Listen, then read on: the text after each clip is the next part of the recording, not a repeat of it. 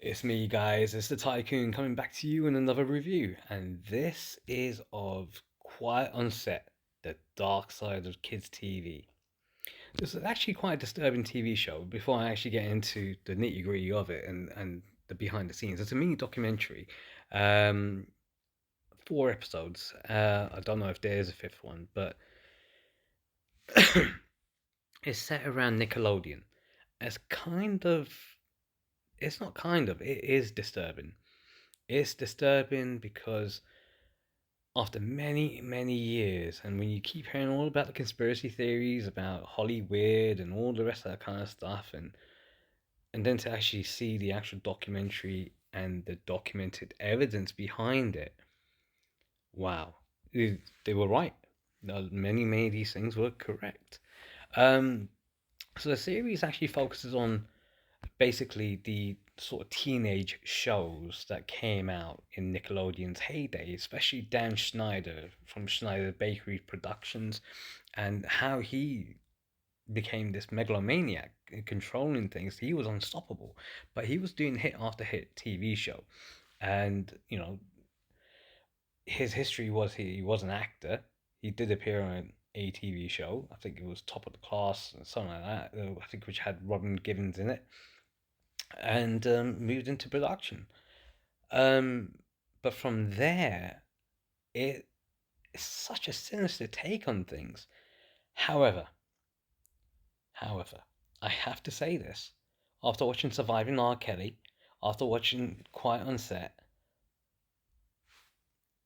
you do have to say there is a lot of issues in the USA when it comes to safeguarding, when it comes to the parents and their mentality as well, because clearly they were trying to live out their dreams of through their children to become quite successful TV actors and stuff like that, and they wanted to get them involved in the industry, which led to a lot of predatory behaviors taking place because you can't be there all the time.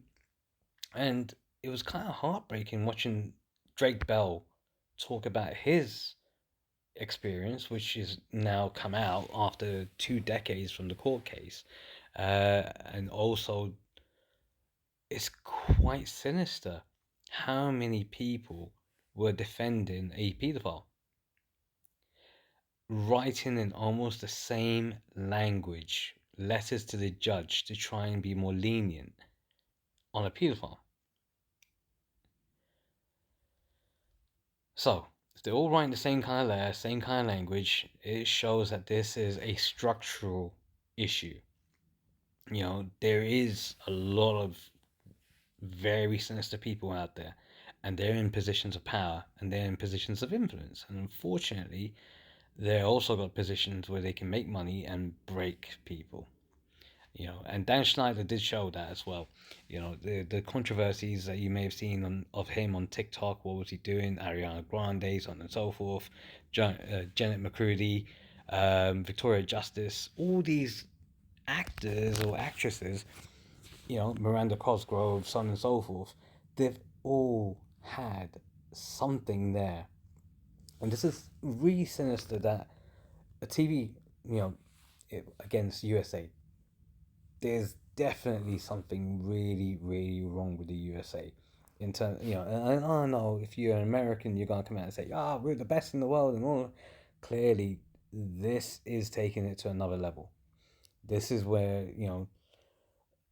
unfortunately, in some cases, the pedophiles were caught early, and in other cases, they weren't, and it led to very traumatic experiences.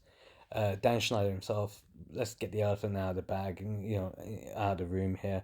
Um, I mean, Dan Schneider himself is in many ways, responsible. He was the head of the production team. He pretty much knew what was going on there. You know, they all knew one of the people was, you know, probably a pedophile. Masquerading as someone who's gay, but that's not the case because they were caught inappropriately touching, even doing wardrobe and stuff like that. Dan Schneider was very hands on. He knew what the signs were. So he should have intervened, like he did after Drake Bell came out and got Brian Peck put away. He gave him the support afterwards. He should have given him the support right at the beginning. He knew these kinds of things were going to be happening. And not only was it caught once, but 3 times. 3 different sets of pedophiles were on his watch. So, yeah, I feel extremely sad for many of these child actors that grew up in that environment, went through so much trauma that they shouldn't have had to endure from adult figures who are there to guide them, protect them, and help them reach their dreams. Realize their dreams. And that's not just in the production side. That's also the families. You know, there was one person on there. Mum raised hell. She was escorted out and all the rest of that kind of stuff, and then he was kicked off. You know, it's sad. It's really sad. Um, the guys being guys, doing the sort of jokes that were actually sexual innuendos, like like some of the Ariana Grande stuff, the webisodes that was done on that was adult content, and they're displaying it for teenagers and those who are like 9, 10, 11, those kids as well. It's not right what they've done. Zoe 101, one of the episodes of Zoe 101, where they kind of, yeah, they played out something on there. And again, Jamie Lynn Spears becoming pregnant at the age of 16 and all the rest of that kind of stuff, and knowing who the actual father of the child was.